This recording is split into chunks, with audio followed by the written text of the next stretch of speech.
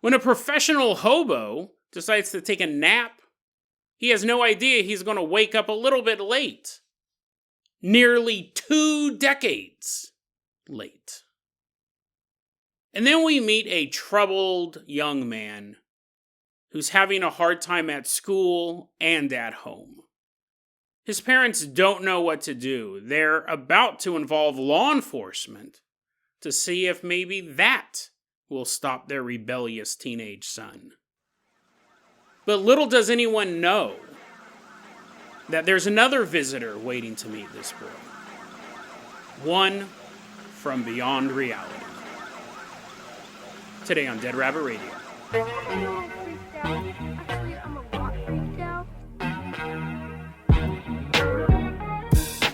Hey everyone, welcome back to another episode of Dead Rabbit Radio. I'm your host, Jason Carpenter. I'm having a great day. I hope you guys are having a great day too. I hope you guys are having tons of fun, doing whatever you're doing. We got a lot of stuff to cover today, so first off, running into Dead Rabbit Radio Command, everyone get on your feet and give it up for Nick, 44. Woohoo, yeah, wee, yeah, he's all jumping around, doing 44 jumping jacks. Nick, you're going to be our captain, our pilot this episode. If you guys can't support the show, Nick 44, the reason why he's like, why am I here? What did I do? I didn't give you any money. Yes, exactly, he did not, I don't think. Nick 44 posted his Spotify Wrapped on his Instagram and showed all of his followers that he is a top listener of Dead Rabbit Radio on Spotify. That's another great way to get the word out, so I'm celebrating those Spotify Wrapped as well. Share them on your social media and then shoot me a link or a screenshot and you can get a chance to get a shout out as well. Nick, you're going to be our captain, our pilot this episode today. If you guys can't support the show financially, just help get the word out like Nick did.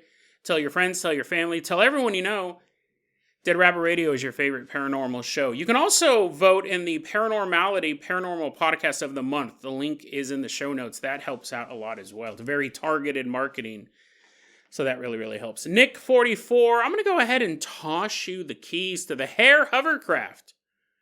We're going to leave behind Dead Rabbit Radio Command, hover us all the way out to good old California.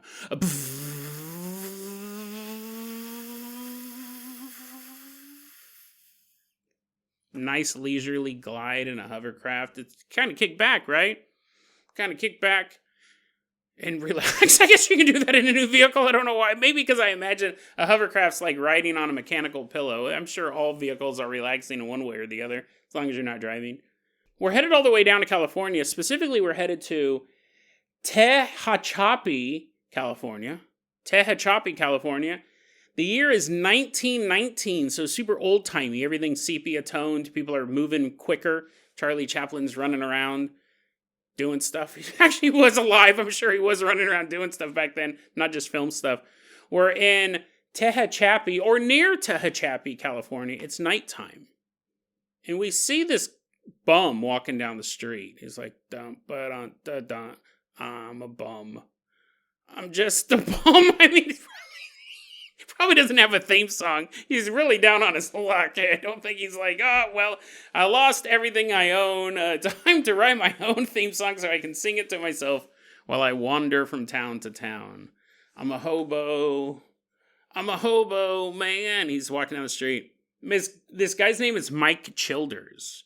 He's making his way through the woods, and he goes, it's nighttime, and I'm going to sleep. I'm going to do what humans usually do at this time of night. Kind of a nice sleep, right? Sleeping in the middle of nowhere. I mean, this homeless thing's pretty cool, right? He tells himself, he's like, I don't mind being a professional hobo. And he gets up, and he continues on his journey. And he walks to the town of Tehachapi. Now, he's been in the woods for a bit, like a couple days maybe. You're on foot. Imagine traveling from town to town on foot. It's going to take a while. But when he gets to this town, he's like, wow, that's interesting. There's a new car driving by. And then he's like, wait a second, what's a car? Now, they had cars in the 1919, but now, I give a little spoiler there. He's looking around. He's like, what? Look at that fancy new car. I never seen nothing like that.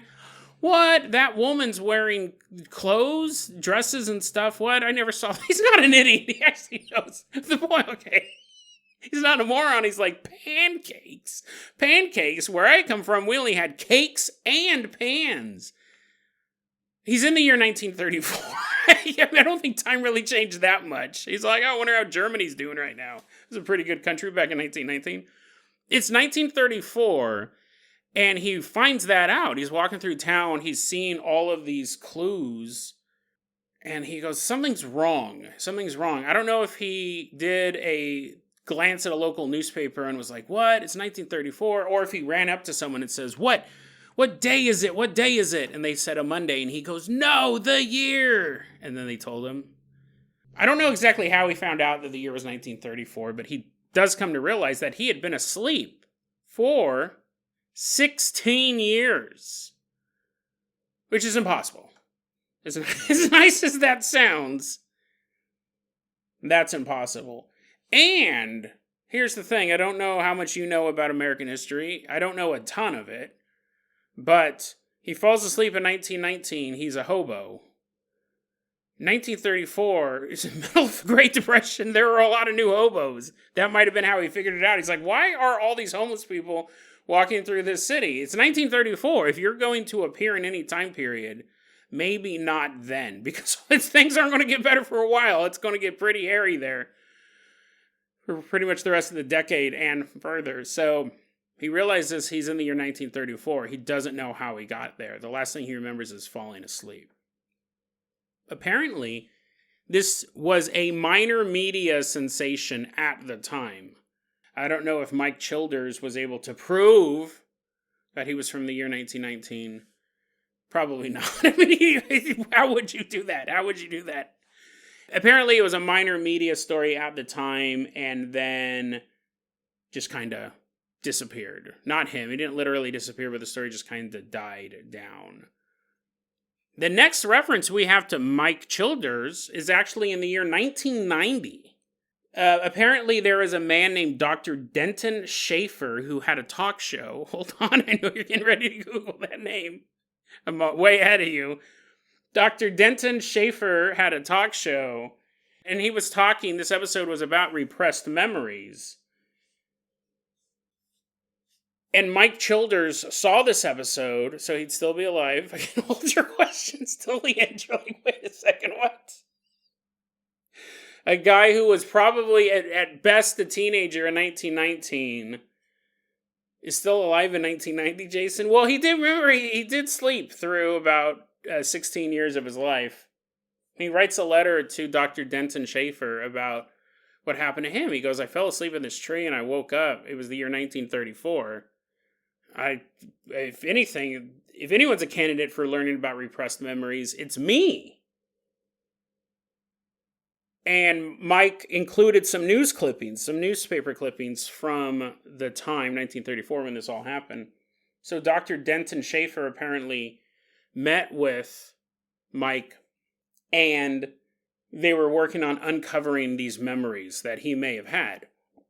Mike remembers just little snippets of things. He remembers being taken underground by chattering aliens.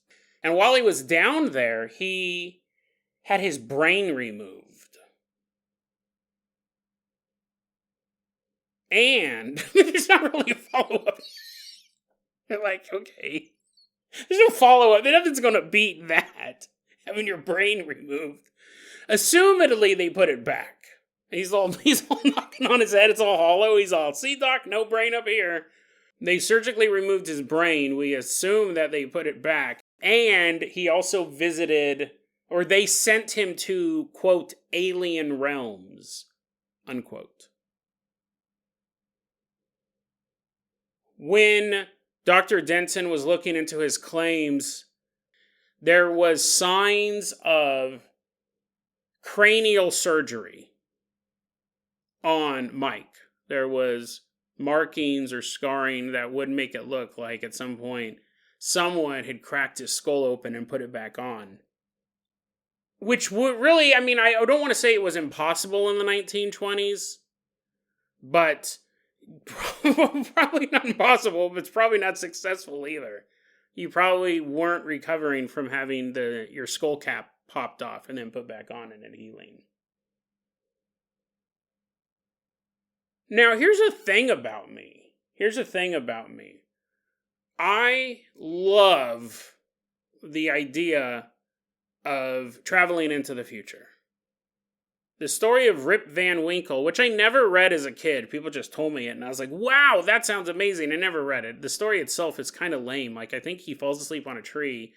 Then he wakes up and he goes to town, and everyone's like, who are you? And he's like, I'm Rip Van Winkle. And that's kind of the end of the story. I think the version I had in my head was he went into the future. He did go into the future, but for him, it was like the 1890s. I was like, what? This is super lame.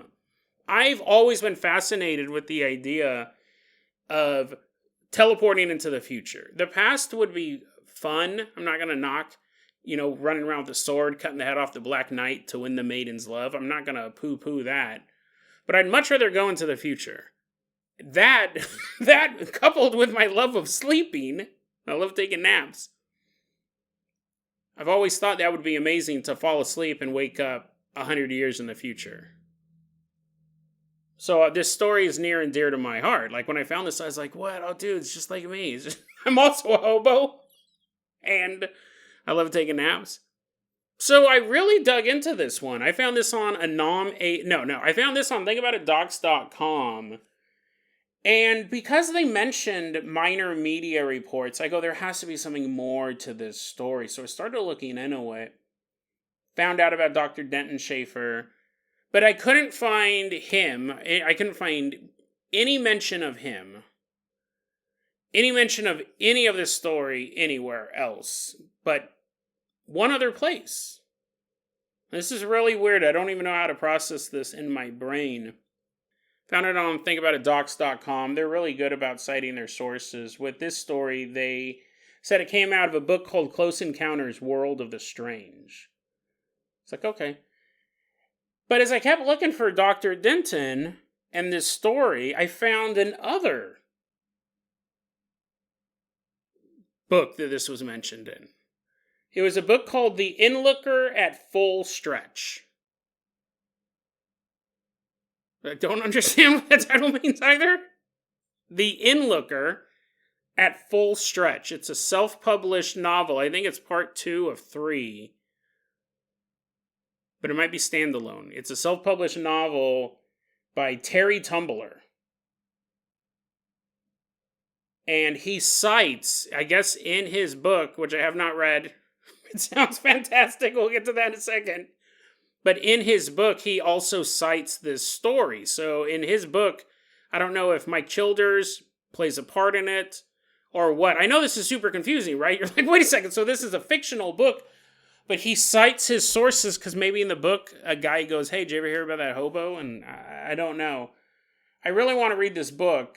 I don't have the time to, but I did read the description for it. You're like, Jason, what are you doing? This is barely research. They're just on Amazon reading descriptions of books. So this what I'm about to read you has nothing to do with the story of Mike Childers. I don't know. I couldn't verify anything that story was true. It did come out of a book, Close Encounters, World of the Strange.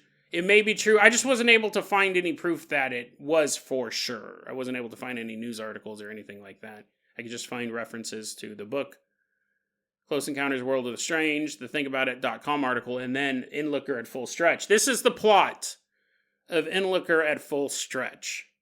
Tell me if you think you know what this means. I know what this means. This means something devious, but this is the plot.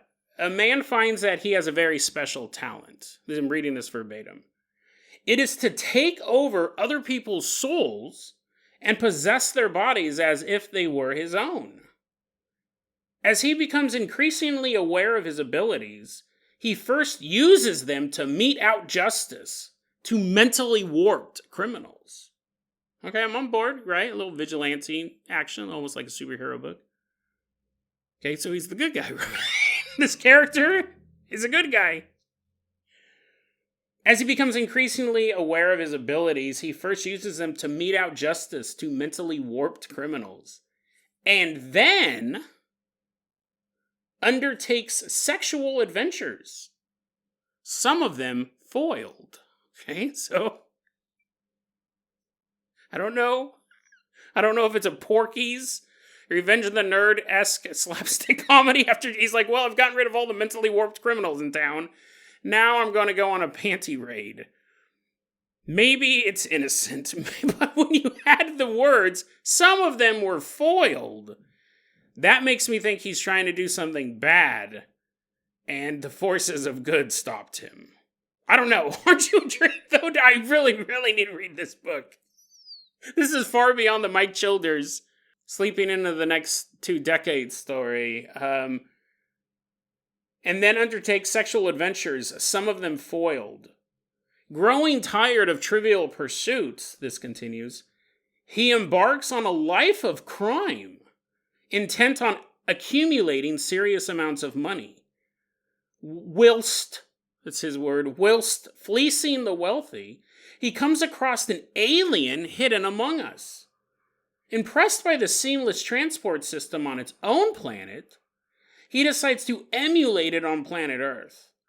He develops a vehicle based on UFO technology and uses it as a stepping stone to power and wealth. This book charts his progress as he strives to achieve the seemingly impossible. It also monitors... It's weird, okay? That all sounds super fascinating. The UFO, the alien stuff comes out of nowhere. That would make sense, though. I think that its own would be an interesting story. You realize you have the power to swap bodies. And you're doing this stuff, and then all of a sudden, as you're swapping bodies, you end up swapping the body with a disguised alien on Earth. That's so Philip K. Dick. That is a really good idea. I mean, leave out the perverted stuff. Probably a good idea as well. Take that out. But that's a really trippy book. Because now the stakes are raised. But again, he's not. He hops into this alien's body apparently, and then steals their technology. Knows all of how to build their UFOs. So instead of trying to uncover this alien plot that they can perfectly mimic us, he decides to create a mass transit system to make himself rich and powerful. That is very dickish as well. Philip K. Dick. This book charts his progress as he strives to achieve the seemingly impossible. It also monitors the impact of his family life. He has a family. We didn't know this until the last sentence. So now we have a perverted criminal. We have a perverted criminal who's twisted so much by money. He's using alien technology to build a railway or whatever. And now that's during the day. And then he comes home and eats dinner with his family after being a criminal pervert. It also monitors the impact on his family life, where he eventually has to decide whether to opt for mortality or immortality. Now, I would have changed that last part. I would have said, where he eventually has to decide between morality or immortality. So he either has to make the right decision or live as a god. Yeah, just a tip. Just a tip, Terry Tumbler. Though, to be fair, you do have 3 novels published. I don't have any novels published. So, maybe you know more than I do. You definitely have some interesting ideas about a man who gains superpowers. Fascinating dude, a vigilante who ends up possibly becoming a sex offender and then becomes greedy and then uncovers the secrets of alien technology and uses that to fuel his greed. I mean, that's a really good idea, I gotta say. I'm super compelled to read this book. Does it have more secrets about the story of Mike Childers? I don't know. Hopefully, because I do love that story. You're like, Jason, why don't you read the book before you recorded the episode? You numbskull? You could have had answers to all these questions. You could have given us a book review on this book. Yeah, I didn't have the time. But I did want to tell you this story because it does feature one of my favorite things. Falling asleep and waking up hundreds of years in the future. Like, Futurama was my jam. Like, I was a huge fan of Futurama, just based on that. I'm an easy man to please. Base your entire show around someone falling asleep and waking up in the future, and I'm there. So, you know what's funny? I will say this. The story of Mike Childers, that is something that could pop up in the news back in 1934 in a couple newspapers, and then we would never have any record of it. It wouldn't be front page. It would just be a weird news story somewhere in there. And unless you purposely clip the articles out there was no internet. Maybe it's on an archive somewhere. Maybe you could go to this town's old archives and look in the 1934 newspaper, microfiche, microfilm, whatever. You might be able to find something, but it could be true. It does fit in that realm of possibility. But we don't know. What we do know, however, though, we do know that sometimes if you gain superpowers, you may become the villain yourself. I gotta read that book. Nick 44, let's go ahead and toss you the keys to the Carpenter copter. We are leaving behind California. Well, actually, no, we're not. We're leaving behind that town, Tehachapi. Fly us all the way out to Los Angeles. We're not headed specifically to Los Angeles. We're headed to the greater Los Angeles area. So it's just like this geographical region. The year is 2011, and we're about to meet this young man starting his first year of high school. He didn't give his exact name. We'll go ahead and call him Gary. And his parents are driving him to the school, and he's sitting in the backseat with his backpack on. They're like, "Love you, Gary." He goes, "Sit on it. I don't love you. I don't love nothing." And he jumps out of the car, and he's walking into the school, and he's like, "Hey, losers, I'm taking over this joint. I'm the rebellious Gary." Yes, sure, this is rebellious Gary. I rebel against everything. He's like, "I'm rebellious. I'm a hellion. Nothing can control me." He's pushing people over. "What's up, nerd?" Keeps on walking. He's like, "This whole school sucks. I'm the best thing in it." Sits down at his desk. I'll tell you one thing. That's one hell of an entrance. If you're a freshman in high school and that's the first thing you say, people are going to be talking about you one way or the other. Super rebellious guy, very hostile. Not in a good point in his life. And really, when you're that rebellious, that young, it's going to be difficult. It's going to be difficult. Yeah, sure, kids might think you're cool because you wear that shirt that says Rebellious Gary. But how far are you going to get in life like that? There's not many job opportunities for someone who is hard to work with, but he's a kid, right? He's 14 years old. He's a freshman. We all know. I was kind of like this, not that bad, but I had chip on my shoulder. Over time, generally, we mellow out, hopefully, but you never know. And Gary's right in the thick of it, and his parents are worried about him. It's at that level. Because it's not just that rebellious Gary was going to school and being openly hostile. That is unfortunate, but you can figure, growing pains. He's trying to find his place in the world. But now he's doing it at home, too. He's also super rebellious at home, hostile to his parents. He mentions that he has a little brother, because Gary is the one who posted this. So I think you might be able to see where this is going, but I don't know what his relationship was with his brother, but it just wasn't a good home life either. And it was at the point where the parents were getting ready to involve law enforcement. More than once, they talked about calling the police on him. And I know every family's different, but I think for most parents, that would be so heartbreaking. Right? You're watching your son just backslide so hard, and he doesn't respect you. He openly hates you. He's rebelling against you, and you're like, I don't know what to do. Like, calling the police on your own kid must be one of the hardest things to do. I know people who have had to do that for multiple reasons. None of them liked doing that, but they had no choice. It had gotten to that level. And Gary's getting there as well. And this goes on for a year. It probably started a little bit before it, but his freshman year was hell on earth. And Gary was Satan himself. He was causing all this havoc at school and at home. His future's looking pretty bleak. And then school's out. He makes it through the year. It's summer break. Parents are like, oh, damn it. Gary's going to be home all the time now. Causing havoc here. At least we got a little bit of a break. At least we got a little bit of a break while he was at school, but now he's back home for the summer, and the summer is just the same old, same old. Now it's August 2011. He's about to start his sophomore year. I'm sure the teachers can't wait to find out who has to have Gary in their classroom. Good old rebellious Gary. August 2011, Gary is sleeping in his bed. And he goes, I always slept with the door open, just in case I needed to yell at somebody in the middle of the night, just in case I needed to boss someone around in another room. He goes, I always slept with my door open at night. And on this particular night, back in August 2011, it was 1:30 in the morning and I woke up. He's staring up at the ceiling and he's thinking, oh man, it's 1:30 in the morning. I don't know what to do. Should I go back to sleep? Maybe I should just wake up and play video games. Either or. I mean, it's summer vacation. I can do either one with no ill effect either way. And he's thinking about it.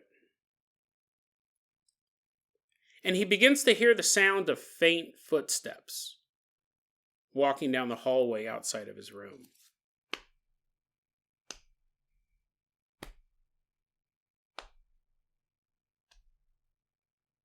And he hears them getting louder and louder. And he's still staring up at the ceiling. Because he figures it's either a creaky wood, there's something with the floor. It's just like a natural sound that the house makes. And he's hearing it because he's normally not just silently awake at 1:30 in the morning. Or his parents are checking in on him for whatever reason. I mean, he's probably giving them a dozen reasons of why they should check on him in the middle of the night. But and that's when he actually sees, like he's still staring up at the ceiling, but he kind of sees in his lower half of vision, I don't know how else to describe it, he sees movement. He's not looking directly at it, but as he's looking up at the ceiling, he sees movement at his doorway. And he goes, oh, it must just be my parents. Just be my parents, one of them, coming to just check on me. But whatever, man.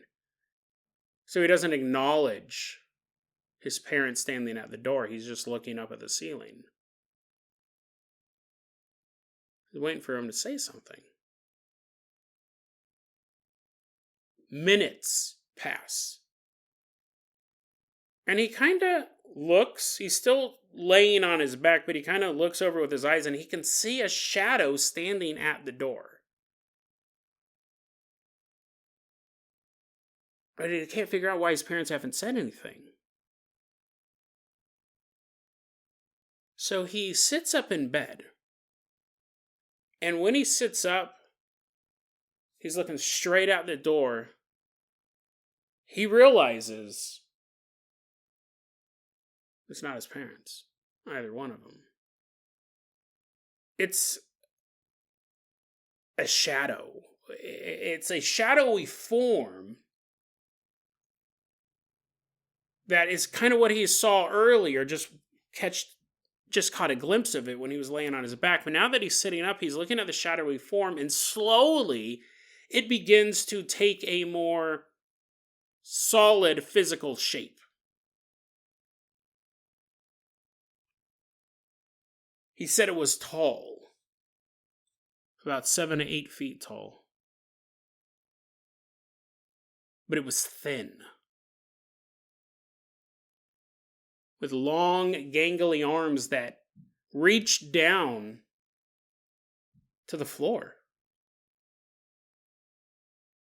He's taken all these details in at once, and this figure has never left him. He completely knows exactly what this looks like. It kind of fried itself into his brain. He goes, this entity now, I can clearly see that it's not just a shadow, it's not just my parents, it's something. It's 8 feet tall, 7, 8 feet tall, it's incredibly thin. It has no face.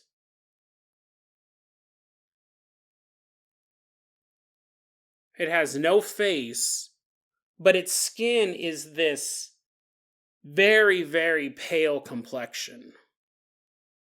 So pale, in fact, that you could see the veins underneath the skin. So it had this head that was completely featureless, hairless, and so pale you could actually see the veins and arteries right underneath the flesh. This long-armed, thin, tall freak of a creature standing in his room,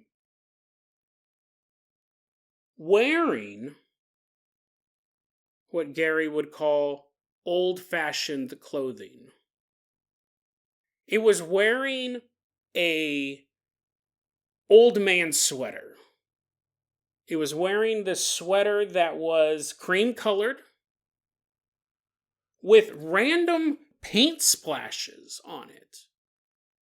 A stroke of green here, a splash of red here, a dollop of yellow over there. It was like a old-fashioned old man sweater, cream-colored sweater, with these splashes of what seemed to be paint, as well as wearing a pair of black slacks.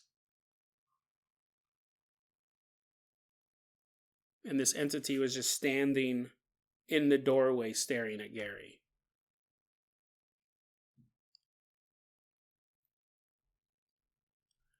Gary, of course, like many of us, would think he was dreaming. He did wake up, quote unquote, wake up at 1:30 in the morning, and now this impossible entity, it's almost comical in a way. If it was just a naked, large, skinny freak with no facial features and veins underneath the skin, you could classify that as some sort of monster. If it was just a grandpa standing in the room, you would just think, okay, that's a grandpa. Maybe someone broke in, maybe someone with Alzheimer's is kind of walking around. But the molding of the two just doesn't make sense. Even in the lore, we can't say, oh, it's a crawler, or oh, it's a spirit. It's just this thing that seems to kind of be stuck in between forms. He figures he's dreaming. We all would. He begins to try to wake himself up. A little pinch, a little slap. And he realizes he is awake.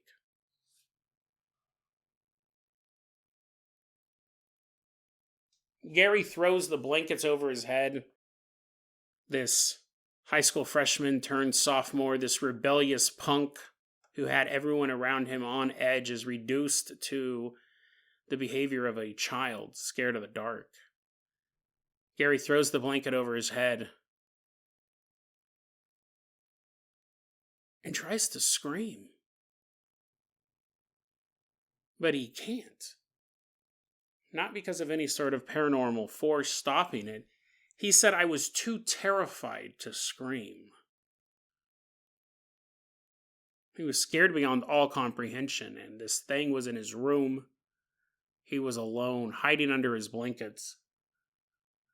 And he goes, I stayed underneath the blankets for probably 30 minutes.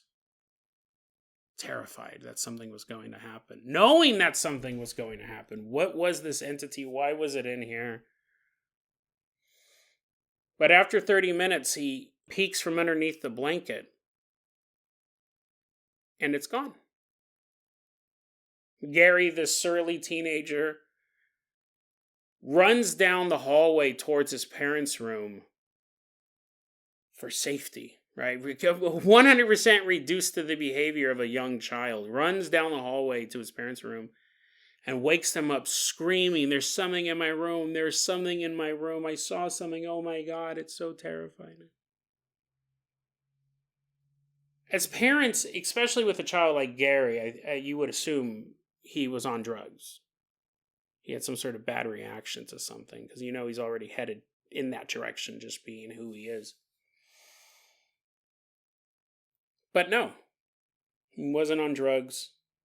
He did see this entity, and his parents do their best to kind of comfort him, but it would be weird, right, for a boy that old, especially a boy that is that much of a fighter, come screaming in your bedroom, there's a monster trying to get me.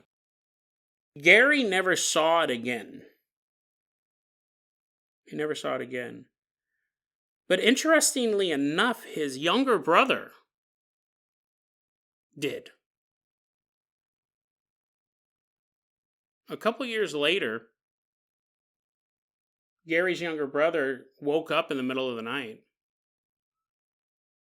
and saw the exact same entity in his bedroom, wearing this time an old-fashioned suit. And it was kneeling before the boy. It was on the ground kneeling before Gary's younger brother. And even though this entity was on one knee or two, we don't know exactly, it was still so tall, it was looking down at the young boy, at Gary's younger brother, as he was just terrified at what this could be or what it was there for. Now, I wanted to tell that story for two reasons. I mean, one, it's an interesting story. It's a story of some sort of phantom. We don't know how to classify it. A misshapen ghost, a demon, a crawler, skin. We don't know. That's not the main reason why I want to tell the story. It was a cool, kind of creepy story. The most interesting thing that I saw, this was posted online by someone going by the name Prince of Dubai, who, as far as I can tell, is not actually a Prince of Dubai. But I was looking through this.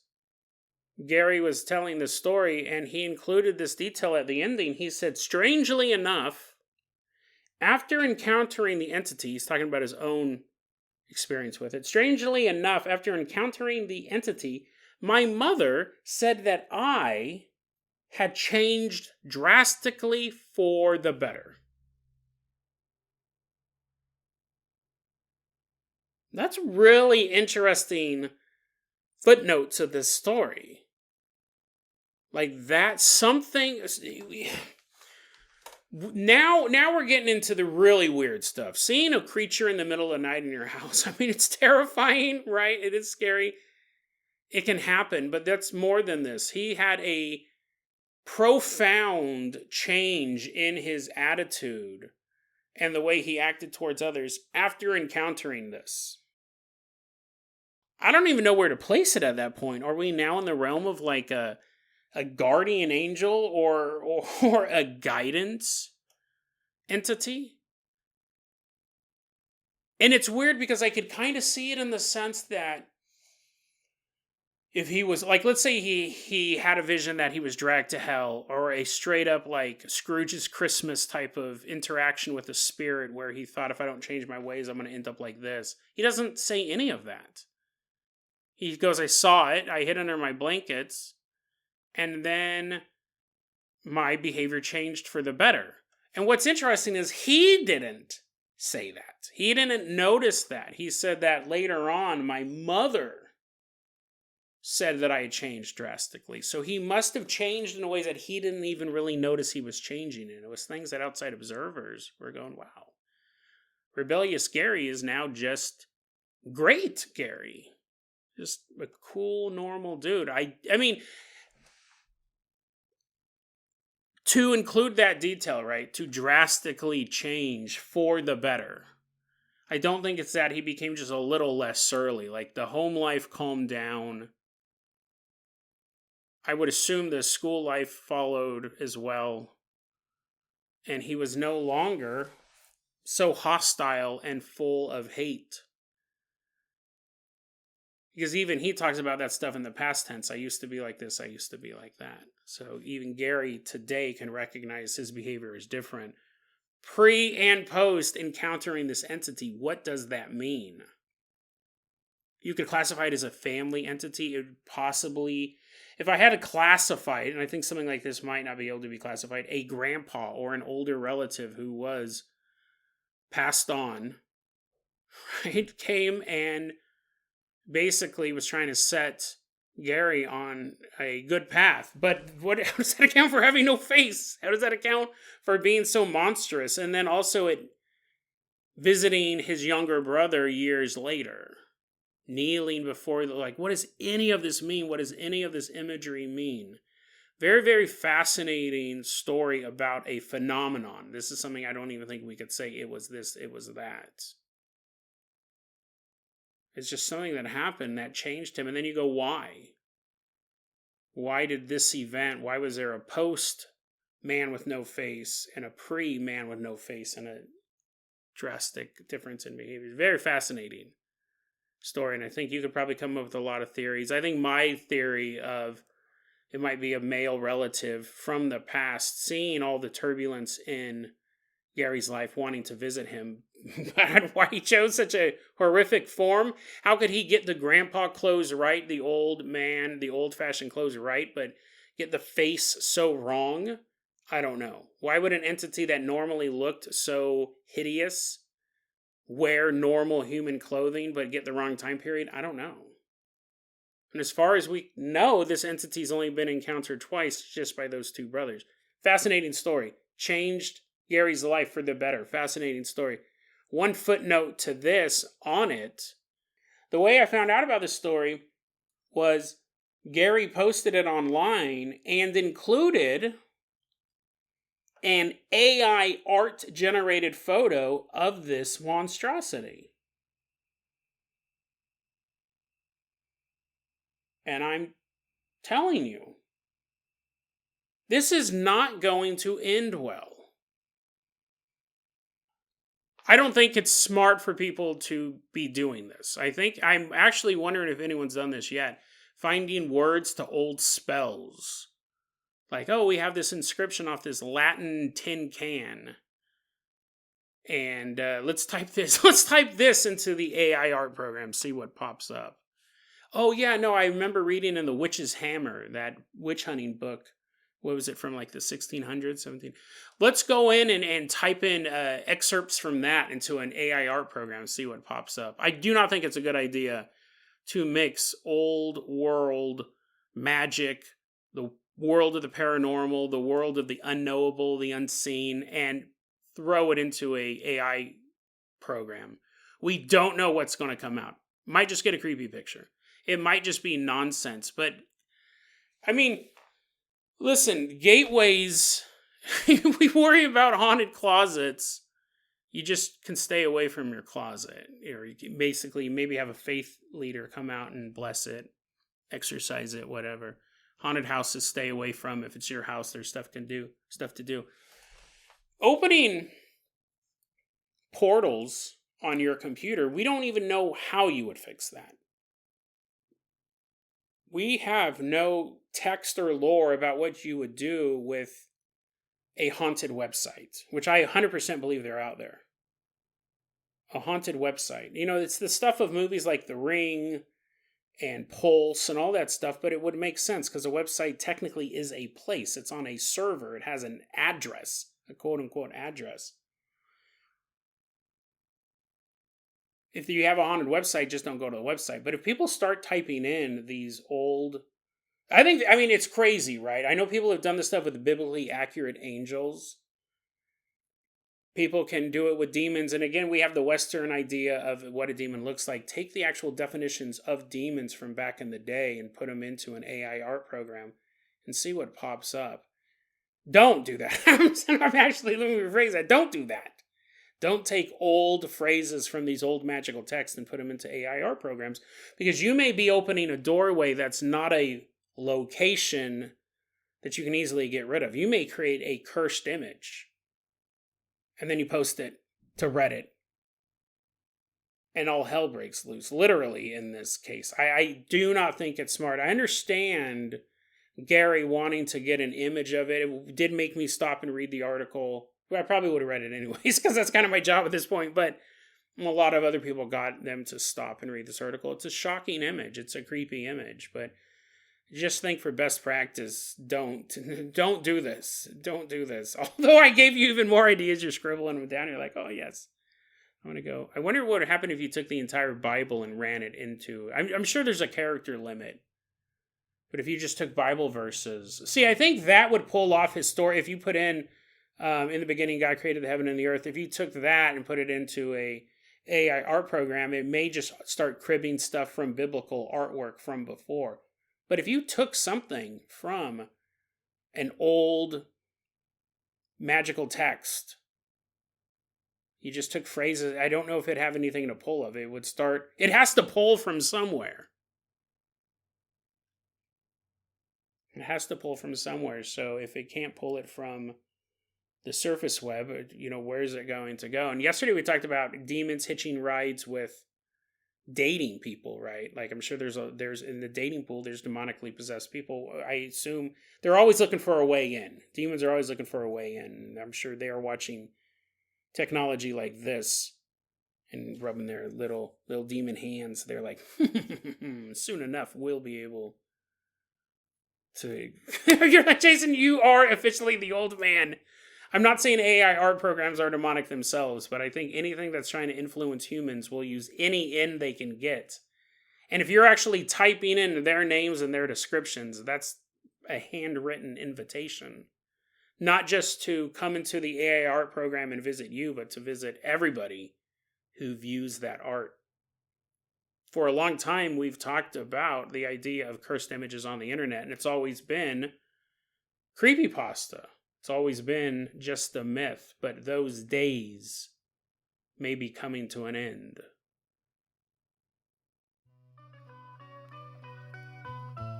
DeadRabbitRadio@gmail.com is going to be our email address. You can also hit us up at Facebook.com/DeadRabbitRadio. TikTok is @DeadRabbitRadio. Dead Rabbit Radio is the daily paranormal conspiracy and true crime podcast. You don't have to listen to it every day, but I'm glad you listened to it today. Have a great one.